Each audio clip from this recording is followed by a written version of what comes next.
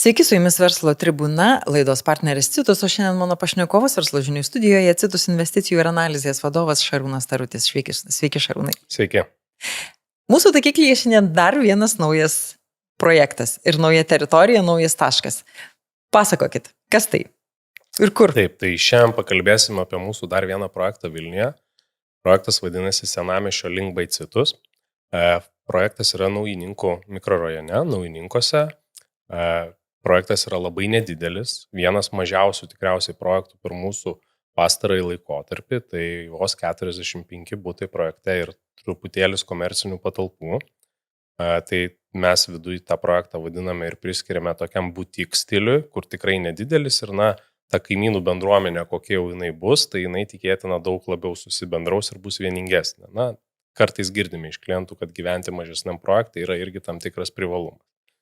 Tai projektas yra pakankamai greitas, nes jau šiai dienai yra statybą leidžiantis dokumentas ir net fiziškai pradėti vykdyti darbai.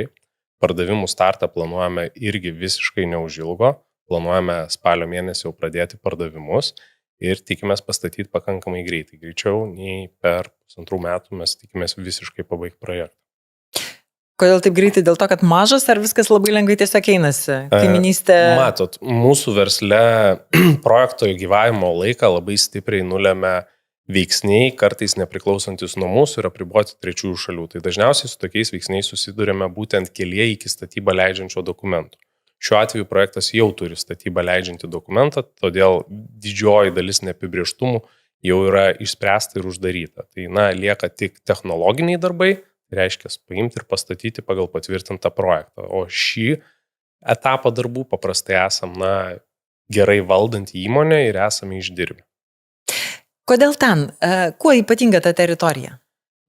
Mes iš tikrųjų jau pakankamai seniai pradėjom žvalgytis į būtent šią Vilniaus miesto dalį, tai nepaslaptis turime ir neužilgo žadame startuoti su dar vienu projektu, pakankamai netolimoje kaiminystėje, Tyzenhauzų gatvėje. Tai kodėl mūsų užprogramavo būtent dairytis ten, tai tikriausiai pirmas atsakymas būtų didžioji dalis plėtotojų, kai galvoja, kur reikėtų vystyti, tikriausiai pirmas žvilgsnis nukrypsta būtent į Vilniaus bendrąjį planą.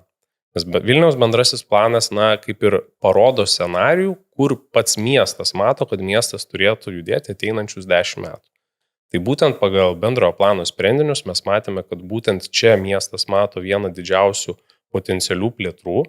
Todėl, nutarėme būti vieni pirmųjų šitoje vietoje ir pradėjome aktyviai įsigyti projektus būtent šioje vietoje. O kodėl Vilniaus miestas šią vietą būtent mato kaip perspektyvą ir vieną turinčių didžiausią perspektyvą, tai tikriausiai akivaizdu ypatingai dėl lokacijos. Tai yra visiškai prie pat Vilniaus Senamiesčio.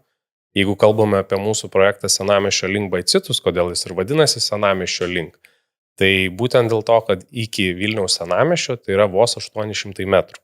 Tai pėstute pereinant pėsčiųjų viaduku virš geležinkelio, tai sudarytų apie 10-12 minučių. Mes skaičiuojame ir patys bandėme, per kiek laiko pasiekėme Senamiesčio ribą už stoties.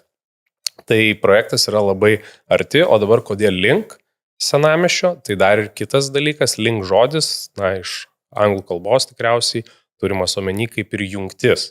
Ir tai yra iš tikrųjų vieta, kuri turi labai daug jungčių. Tai pirmiausiai garsusis ir ilgalaikis projektas Vilnius Connect, kur geležinkelio stoties bus absoliučiai nauja revitalizacija.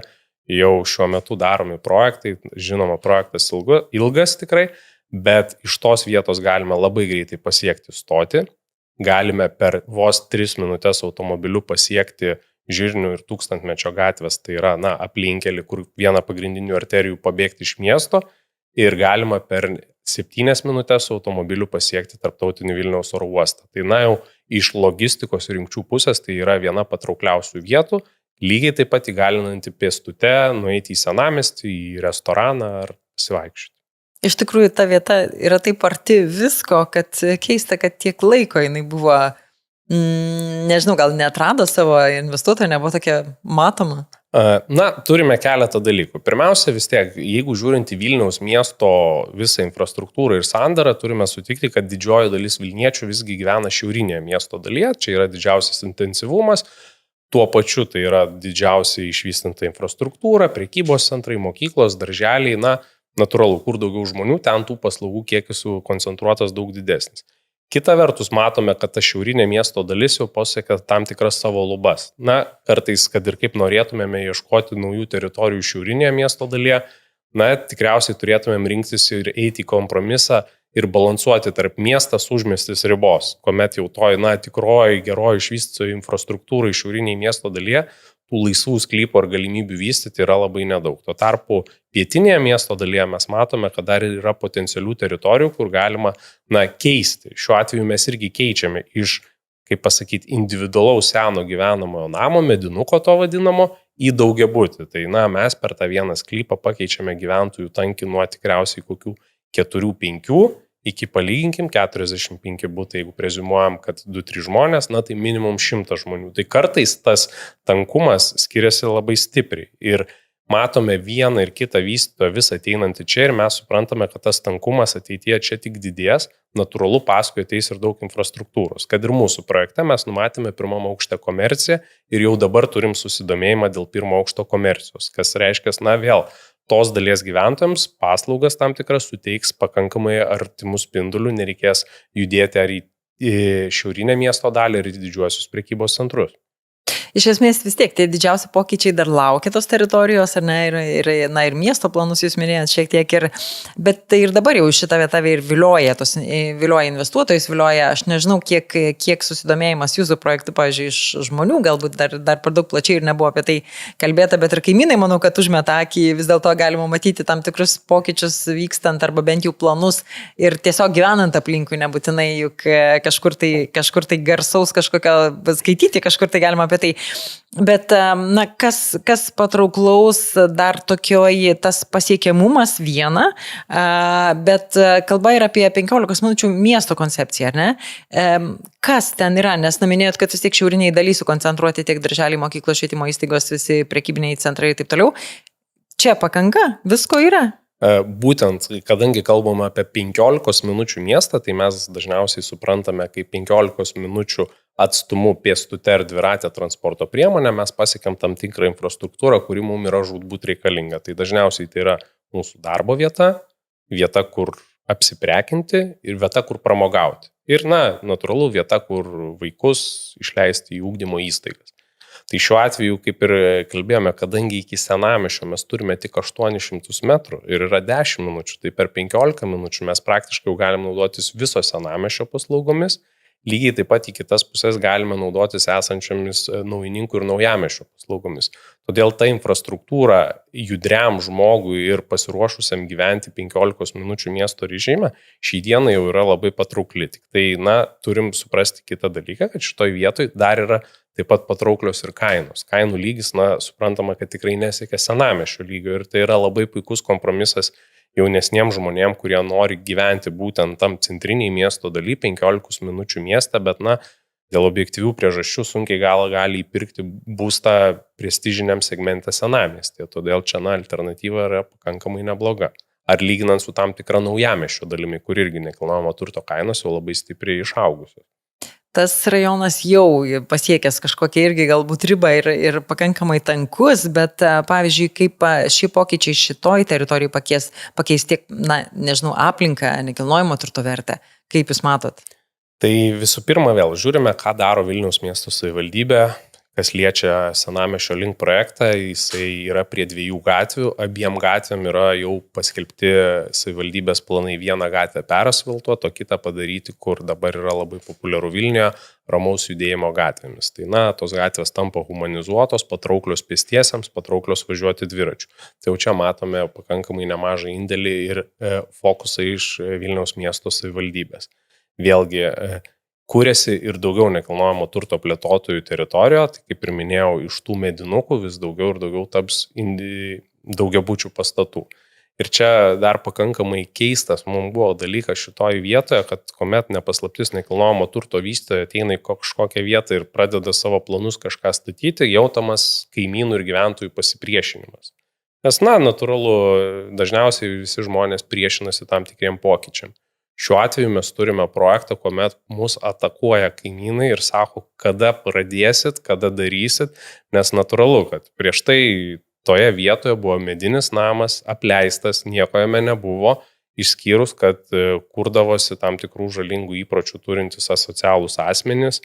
Ir, pakankamai juokinga, nejuokinga istorija pas mus buvo, kuomet mes jau susitarėme pirkti šitą sklypą, šitą objektą. Per visas žinias pamatėme, kad būtent tas namas dega, nes eilinį kartą tie asocialūs asmenys, liebaudami ten viduje, užsidegė. Tai natūralu, kad kaimynam jau geriau didesnis daugiabutis su šiuolaikiškais išsilavinusiais gyventojais, negu mažesnis kažkoks medinukas su asocialiais žmonėm ir papildomų kriminalinių galimų šleifų šalia. Iš esmės, saugesnė aplinka, pirmiausia, tai reiškia, ne? Tai vienareikšmiškai. Mes net suprasdami, kad naujininkai dažnai būdavo, taip pasakyti, stigmatizuotai vertinami kaip tokie didžiausią nusikalstamumą turintis mikrorajonas. Todėl dar vėlgi yra viešai prieinami duomenys, galima atsidaryti žemėlapius ir pasižiūrėti Vilniaus nusikalstamumo žemėlapį. Ir, nusikalstamumas iš tikrųjų labai stipriai skiriasi senamiestyje ir naujininkose. Senamiestyje jisai yra kartais didesnis, nes, didesnė koncentracija, daugiau pasilinksminimo vietų, tikėtina daugiau naktį muštynių ir panašiai. Tai, žiūrint į tą nusikalstamumo žemėlapį, naujininkose situacija labai stipriai gerėja, ypatingai jeigu mes kalbame apie tuos artimuosius naujininkus, kur, yra jau vienas kitas naujas daugiabutis, yra individualių namų, yra labai žalia ir yra pakankamai artimas atstumas nuo senamiesčio. Tai čia iš saugumo pusės mes matome visiškai kitą situaciją, negu tikriausiai buvo žmonės įpratę matyti prieš kokių 15 metų.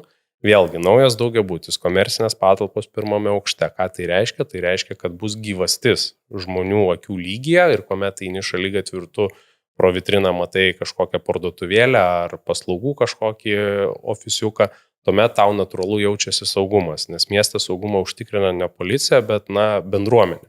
Viens kitą mūsų vienas šalia kito buvimas šalia dažniausiai ir mums užtikrina tą saugą kaiminystę, o ne pakabinta kažkur kamera ar uždėta ženklas, kad teritoriją stebi apsauga ar policija.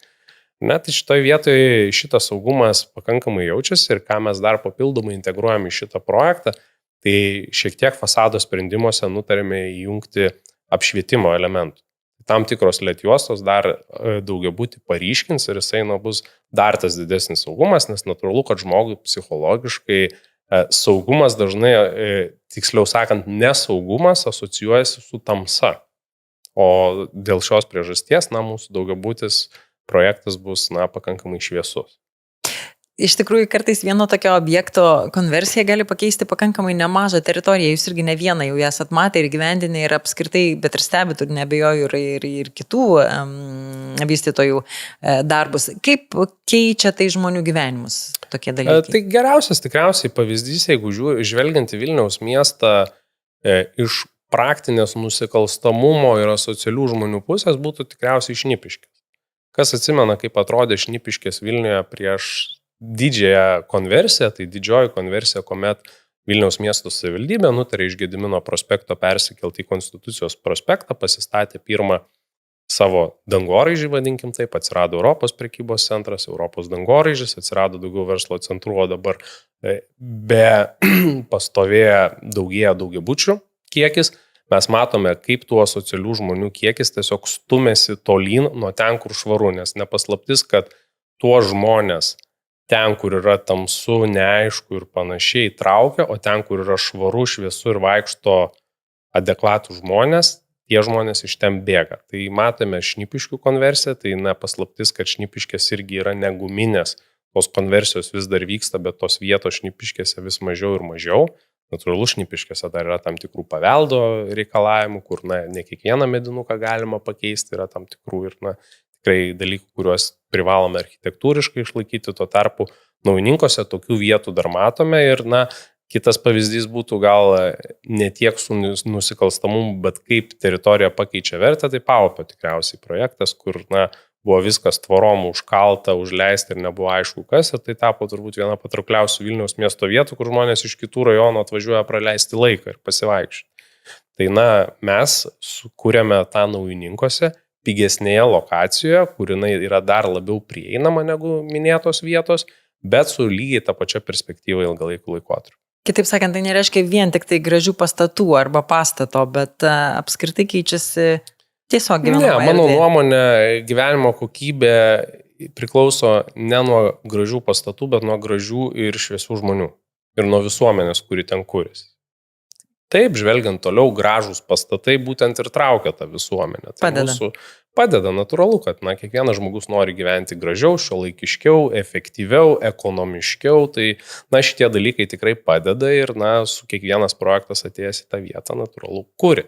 Tai viena, pažiūrėjus į mūsų projektą, mes darydami projektą, tuo pačiu šalia projekto padarysime skverelį, kuris vėl bus visiškai šiuolaikiškas, pagal šiuolaikinės mados tendencijas, naujas, švarus, gražus. Tai vėl papildoma vieta ir žmogui, kuris nori laiką leisti lauke iš visos kaiminystės. Ar vedžiojant šunį, gal visai yra smagu susėsti su kaimynu skverelį ant suoliuko, o ne vaikščioti sulūžusiai šaligatviai.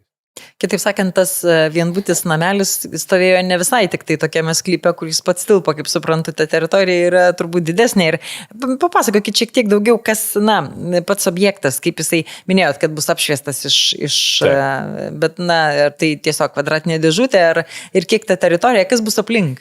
Ne, tai vienas tikriausiai žvelgiant į objektą, tai jis bus pakankamai nepigios architektūros, tai kaip ir minėjau, bus apšviestas, bus naudojamas klinkeris visam daugiabučio fasade. Daugiabutis pats yra L formos, tai reiškia, kad šlaite L forma formuoja uždarą vidinį kiemą, tai tuomet vėl saugi kaiminystė, pirmo aukšto komercija. Kitas atributas, kurį mes darome jau iš eilės antrame projekte, tai įrengiame nemokamą sporto salę. Tai reiškia, sporto klubas veikia jūsų rūsyje. O turint omeny, kad projektas yra tik tai 45 butų, tai tikėtina, kad nemaža dalis žmonių gali net ir galvoti apie atsisakyti sporto klubo abonementų, nes 24/7 tu nusileidi apačią ir tu turi tą pačią treniruoklių salę, kokią tu gautum kažkur važiuodamas. Turite omeny su įranga? Žinoma. Tai yra pilna sporto salė, mes akivaizdu, kad tai nebus mūsų populiariųjų, tų didžiųjų sporto klubų, kur sporto salė užima 1000 kvadratinių metrų, bet tos salės, kur užima 1000 kvadratinių metrų, jos orientuotos ne į 100 žmonių, bet tos orientuotos į 1000 klientų. Šiuo atveju mes čia saviem žmonėm, išskirtinai savo gyventojam, leisim nusileidus į apačią daugiabučio pasinaudoti sporto sale. Ir tai labai aktualu, nes dalis žmonių, turi skirtingus laiko įpročius, skirtingus darbo grafikus, kai kuriem gal sunku prisiderinti prie sporto klubo, arba ypatingai, jeigu mes kalbame apie prieškalėdinį laikotarpį, kur nepaslaptis, kad Vilnius tikrai dūsta kamščiuose, tuomet lietingą ar pūgos dieną nusileisti pas savį į rūsį pasportuoti, tai tikrai bus geras dalykas. Ir ką mes tuo pačiu vėlgi kartojas apie gražius žmonės, tai gražus žmonės yra sveiki žmonės. Tai mes šitų projektų skatinam ir sveikatingumą, nes kartais prisiruošti nukeliauti į sporto klubą, susidėti tašę, važiuoti kamščiuose yra tam tikras... Trigubas laikas. Taip, tai yra pakankamai nemažai laiko ir reikalauja motyvacijos. Šiuo atveju nusileisti, net ir nedarant pilnos treniruotės, nusileisti ten 15 minučių pasportuoti, vis tiek sveikatai bus pakankamai geras pliusas. Ir tu nusileisi greičiausiai su kaimynais, kuriuos tu nenori pažinosi, nes jų nebus daug. Tai tokį sprendimą padarėme sporto salėje ir dar taip pat padarėme skatinti tą visuomeniškumą ant stogo terasą. Dėl to, kad projektas vadinasi Senamiesčio link, tai nuo stogo iš tikrųjų matosi senamiestis, tai net sugalvojame pastatyti žiūronus. Ant stogo pastatysime žiūronus, kurie populiarūs yra daugelį ir Lietuvoje, ir užsienio ant apžvalgos aikštelių, kuomet tu gali tyrinėti miestą.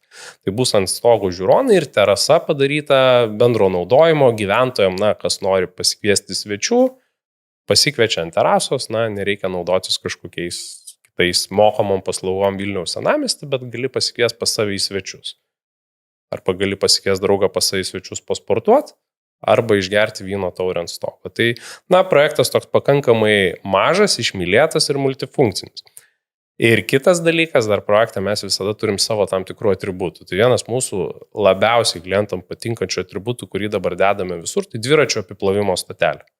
Tai yra labai paprastas įrenginys, bet mes, suprantame, daug žmonių važiuoja dviračiais, kartais mes važiuojam bekelę, kartais per balas pravažiuojame, tą dviratį kartais reiktų nusiplauti ir tu grįžęs į savo parkingą, parkavimo aikštelę, tu gali tiesiog apsiplauti dviratį ir jį švarų palikti. Tai vėl tokia smulkmena, bet dažniausiai tos smulkmenos yra labai malonios mūsų klientų. Dviračių plovykla. Taip, dviračių plovimo stotelė mes vadiname. Įdomus variantas iš tikrųjų. Kas klientas, kaip jūs matot, na, beje, parkavimo vietų? Parkavimo vietos numatytos požeminėme garaže, tai bus požeminis parkavimas, numatome 25 vietas. Kas. Taip. Pagal visus įmanomus. Kiek turi būti, tiek ir bus viskas. Pakanka, ta prasme, vietos pakanka, nes iš tikrųjų, ten ta teritorija, nesakykime, nėra vidury laukų arba vidury miškų. Jo, tai parkavimo vietos yra visos padarytos pagal visus reikalingus reikalavimus, bet iš tikrųjų ir taip pat numatėme ir dviračių saugyklas, nes iš tikrųjų matome, kad jaučiame nemaža dalis klientų visgi bus tie aktyvūs miesto žmonės, kurie mieliau renkasi ekologišką ar dviratę transporto priemonę, o ne automobilio. Jeigu renkasi automobilį, dažniau tikriausiai renkasi į dalymosi paslaugos principų, o ne nuosavybės turėjimų. Bet žinoma, yra ir tokių žmonių, kurie turi automobilius, dėl to tas požeminis parkingas yra kaip privalomas atributas ir. Tai ar čia iš principo jaunus žmonės orientuoti? Kas jūsų klientas, kaip jūs matot? Iš principo, tikriausiai žiūrint bendrai, tai klientas tikriausiai bus vidutinio ir jaunesnio amžiaus, tai ar jauna šeima, ar profesionalas, nes nemažą dalį būtų net suprojektavome su galimybė dirbti iš namų, tai tokios nedidelės atskirtos darbo erdvės, kas irgi yra labai populiaru.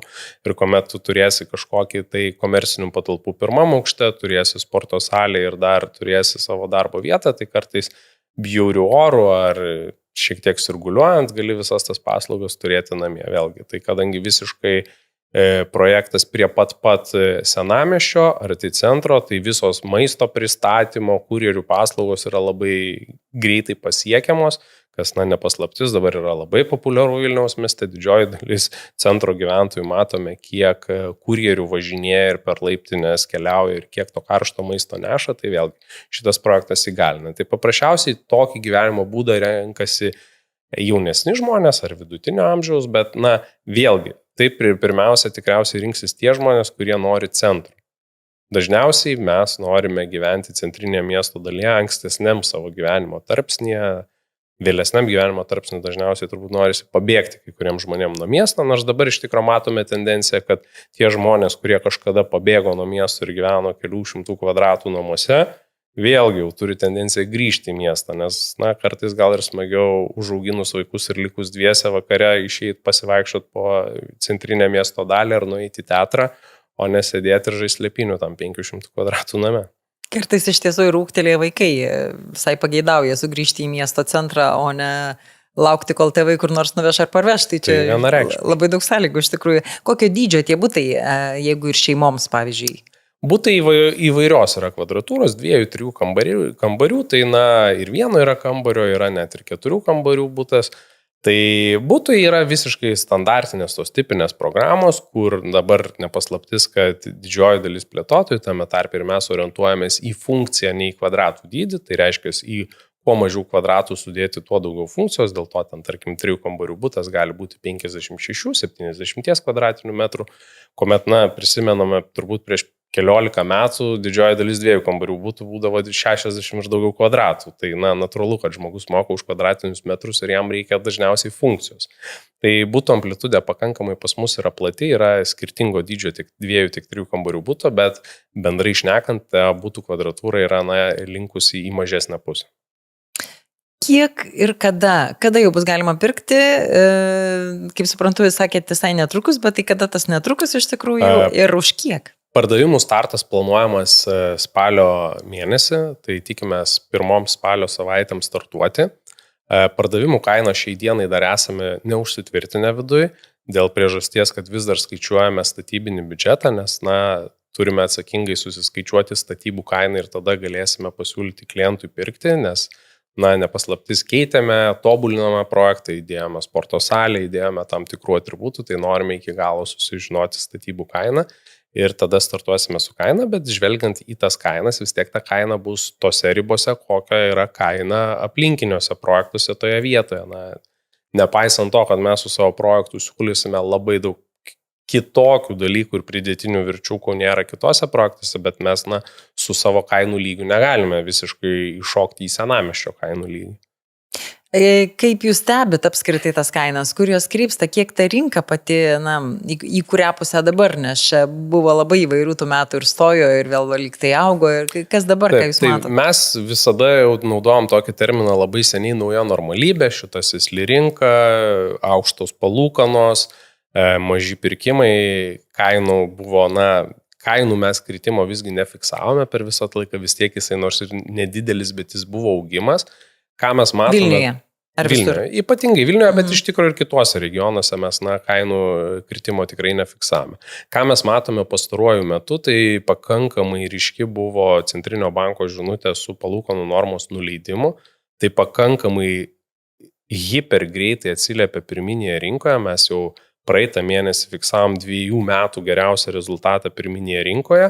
Iš tokių rezultatų, kokius matome šio mėnesio eigoje, tai bus dar geresnis mėnesis, tai reiškia, kad ta žinutė, kad brangiausių pinigų laikas jau praėjo ir labai aiškiai persidavė pirkėjai suprato, kad nebėra ko laukti ir grįžo į pirminę rinką, tai tikrai to pasekoje tikėtina kainų augimas yra neišvengiamas, nes jeigu stagnuojančių į rinkoje 2 metus mes vis tiek turėjome minimalų kainų augimą, tai vėl grįžtančioje rinkoje natūralu, kad kainos stiepsis į viršų, dėka to, kad darbo užmokestis toliau auga, savikaina mum vystyti projektus toliau auga, tai nepaslaptis, kad atsiradus vėl sveikai rinkai, mes natūralu, kad matysime rinkoje ir kainų augimą. Kiek sulaukdavo tokių, kad nori klientas, jau praktiškai sudaro, nežinau, kokias nors preliminarias sutartis ar panašiai, ir paskui galiausiai vis dėlto arba negauna paskolos, arba ta paskola jiems pasirodo nebeįkandamas dalykas, aš turiu omeny pakilusias palūkanas. Jo, tai tikrai, kadangi mes dirbame visoje Lietuvoje ir turime labai daug skirtingo būsto, tiek pirmo būsto, tiek investicinio būsto, tiek poilsio būsto, tai tikrai yra buvę tokių atvejų, kuomet klientas nori pirkti, bet ateina gauti paskolos ir jos negauna. Tai mes paprastai tokius atvejus skirstome į realius ir tokius, dėl kurių kaltas pats klientas. Jisai pasirašė preliminarią sutartį, ateina laikas rašytis notarinę sutartį, bet jis 2 mėnesiai iki notarinės sutarties pakeičia darbą. Ir natūralu, kad bankas vėl vertindamas pajamas, dažniausiai žiūri 6 mėnesių laikotarpį, natūralu, kad 2 mėnesius išdirbus net dažniausiai darbdaviai ir darbuotojai sutarė dėl tam tikro išbandomo laikotarpio, net jisai nepraėjęs, tai bankas tų pajamų tvariai nevertina. Nepagalvoja, tai čia iš tokių atvejų, kuomet jau žmogus pasirašęs preliminariai ir po to negauna finansavimo, tikriausiai dažniausia tokia problema, nes paprastai jau prieš pasirašant preliminarią klientai eina su bankais ir pasikalba. Tai kiek aš galėčiau gauti pinigų, kokie yra mano limitai maksimalūs yra ir tik tada jie rašosi tas rezervacinės ar preliminarės sutartis dažniausiai. Vis tiek bent po neoficialios diskusijos. Žinoma, dar yra rinkoje ir tų instrumentų banko paskolos skaičiuoklė, kur didžioji dalis komercinių bankų, kurie suteikia būsto paskolas, turi savo puslapiuose tas skaičiuoklės, tai žmogus suvedęs tiesiog savo rankom, kiek jisai už kokią sumą norėtų pirkti būtą, ar tiesiog kiek jis turi pajamų per mėnesį ir įsipareigojimų, skaičiuoklė apytiksliai skaičiuoja, kokiai sumai jis galėtų prašyti paskolos. Tai kaip taisyklė, paprastai skaičiuoklėse rodoma suma yra maksimalus dydis, dažniausiai vis tiek pereinama prie individualaus vertimo, žiūrima, ar net nebuvo pas žmogų kažkokių tam tikrų problemų su kredito įstaigomis ar panašiai, bet mano patarimas visada tą būsto skaičiuoklės skaičių šiek tiek labai neženkliai pasimažinti ir tai bus tikrai objektyvi suma, kiek gali jūs bankai finansuoti. Ir ta banko žinutė, kaip jūs ir minėjote, vis dėlto tą tokį nesamišį, sakyčiau, sujudimą įnešė į klientų būrį į tą tokią rinką. Žinoma, tai iš vienos pusės mes, galim sakyti, yra toks labai senas lietuviškas posakis, šuo ir kariamas pripranta, ar ne? Tai visi pirkėjai ir visa visuomenė priprato prie to, kad mes būstą perkame aukštomis palūkanomis. Tiesiog per 2 metus, pakankamai ilgas laiko tarpas, žmonės priprato. Ir kuomet mes pripratome, tai tas palūkanų mažinimas daliai visuomenės yra kaip, geras ženklas, kažkas gerai, pinga. Nes, pasižiūrėjus, kiek paskolos daugiau tu gali gauti vien per 0,25% sumažėjus Euriborui, tai, žinoma, priklausoma nuo pajamų, tai, pakankamai reikšminga suma galėtų būti. Tuomet, kuomet mes matome, kad toks pamažėjimas pagerino žmonių pirkimo galimybės ir matome fundamentaliai, kad tikėtina šitoks pamažėjimas dar vienas bus pakankamai greitai, žvelgiant į Ameriką, ar ne, ir iš kitos pusės pasižiūrint Europos statistiką, tai Lietuva yra dabar numeris 1 2 dalyse. Pirmoje vietoje pagal tai, kaip mums sekasi susitvarkyti su infliacija, ir antroje srityje, kur esame pirmi, tai vartotojų lūkestis. Ne, tai Lietuvoje dabar vartotojų lūkestis yra geriausias Europos Sąjungoje, lygiai taip pat, kaip mes geriausiai tvarkome su infliacija Europos Sąjungoje. Tai tokie, makroekonominiai veiksniai leidžia suprasti, kad, blogiausia jau tikrai buvo ekonominė situacija, nors mes, žiūrint tą blogiausią situaciją makroekonominių lygmenių, mes kaip valstybė labai lengvai ir paviršiumi praėjome, lyginant su kitom šalim, ir suprantame, kad toliau bus tik geriau ir, tas optimizmas natūralu kyla. Tai mes ir stebime Lietuvos vartotojų pasitikėjimo lūkesčio rodiklį, tai jisai, yra pakankamai neregėtose aukštumose jau kurį laiką. Ir ypatingai tiems pirmiems pirkėjams, ar ne, dar tie, kurie paskolą turi jau seniau, tai jie atsimena, pavyzdžiui, kiek jiems kainavo prieš tos, kai tuo metu, kai buvo minusinės palūkanos, bet dabar tai jau kurį laiką iš tiesų jau įpratis toks atsirado tai ir prie tų didesnių. Žinoma, ir naujas pirkėjas, natūralu, ypač pirmo būsto pirkėjas, jisai vis tiek lygina nuomą, kiek aš išleidžiu nuomai. Nuomos kainos, ypatingai Vilniuje, jos, pasiekusios tikrai nemažą lygį ir panašu, kad artimiausių metų jos neturėtų kristi, nes tiesiog produktais labai aukšto lygio pasipildo rinka, nes, labai daug naujos statybos gerai įrengtų būtų yra nuomos rinkoje ir tuomet tu pradedi žiūrėti, kad, taip gal nuoma tam tikrų atveju būtų pigiau, bet ilgalaikį perspektyvą aš mokėdamas paskolą aš išsipirkinėjau savo turtą. Ar tu meti į balą, ar tu vis dėlto kaupi savo, čia iš tikrųjų skirtumai yra. Naujininkų projektas irgi turbūt vienas iš tų bus, kuris nepiks veikiausiai. Tai be abejo, tai mes suprantame, kad kainos Vilniuje negalima sakyti, kad tiesiog visame mieste vienodai auga. Auga kainos skirtingai ir dažniausiai kainos auga ten, kur mes visada matome, kaip mes vadiname, yra didžiausias vertės potencialus prieaugis. Tai ten, kur teritorija yra dar iki galo neatrasta, natūralu, kad palyginamoji bazė yra žemesnė ir ten yra didesnė tikimybė, uždirbti daugiau už tos vertės iš to projekto, negu ten, kur, jau viskas aišku. Tai kaip pavyzdžiui, pavyzdys būtų turbūt Vilniaus senamiestis. Visi žino, kad čia yra saugu, čia yra gerai, bet čia, kai buvo labai brangu, taip ir bus labai brangu. Tos kainos irgi kyla, bet palyginus su tam tikrojais rajonais, kur prieš kelis metus atrodo nebuvo nieko, o po to jie staigiai urbanizavosi, tas kainų kilimas matosi net keliasdešimčia procentų. Tai natūralu, kad naujininkai irgi patenka į tą vietą, kur yra dar tokia neatrasta teritorija, kur jau po truputį visi atranda, bet vienu ar kitu metu tos kainos, aš manau, pakankamai ženkliai galėtų augti šitoje vietoje. Judesys jau vyksta. Ir apie tai, kas nutiks naujininkuose, pasakoja Verslo tribūnos svečias, Citus investicijų ir analizės vadovas Šarūnas Tarutis. Ačiū Jums. Ačiū Jums.